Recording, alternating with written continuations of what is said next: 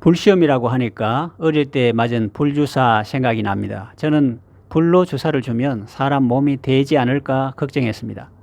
그런데 직접 맞고 보니 그렇게 아프지는 않았습니다.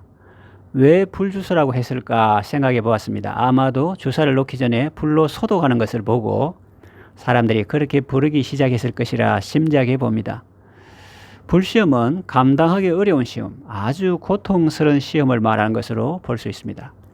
사람이 이 세상을 살다 보면 누구나 어려움을 만날 수 있습니다.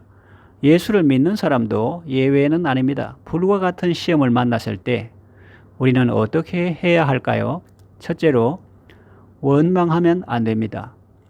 하나님도 참 너무하시지. 내가 행복한 꼴을 못 봐요. 그러면 안 됩니다. 하나님은 자녀인 우리가 잘 되고 행복하기를 원하시는 분입니다. 죄악으로 멸망할 수밖에 없는 우리를 구원하기 위해서 독생자를 주신 분입니다. 그런데 하나님이 우리를 괴롭게 하신다고요? 천만의 말씀입니다. 이런 말도 안 되는 소리를 그런데 정말 하더라니까요.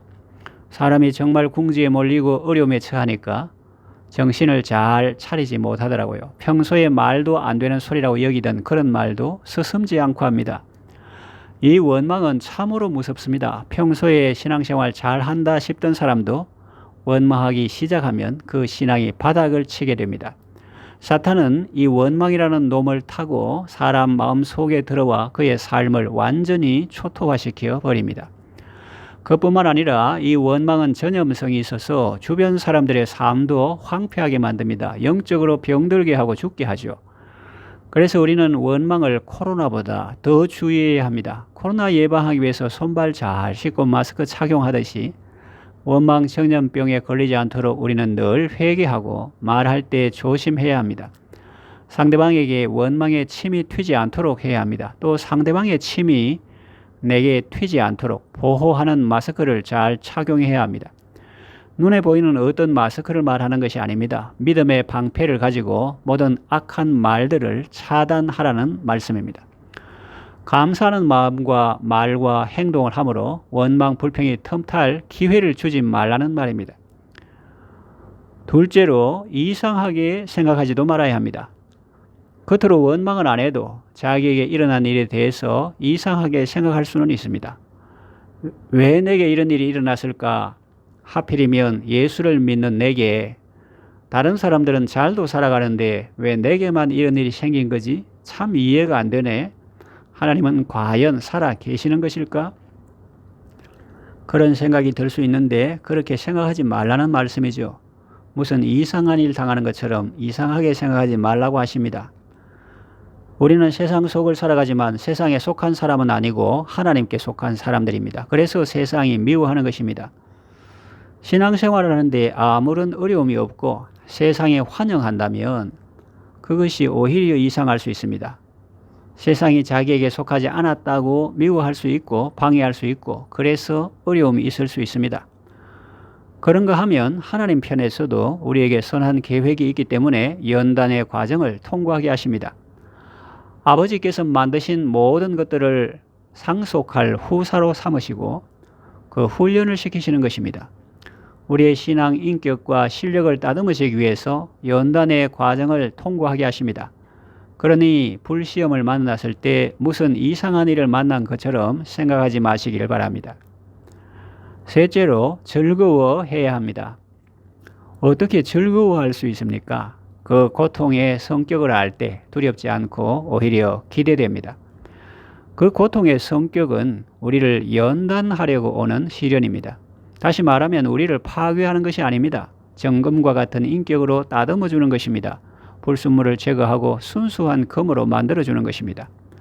불은 불순물을 태우지 금을 태우지는 않습니다. 고난이 아무리 심해도 그것은 불순물 같은 불신앙적 요소를 태우지 참신앙적 요소는 조금도 태우지 못합니다.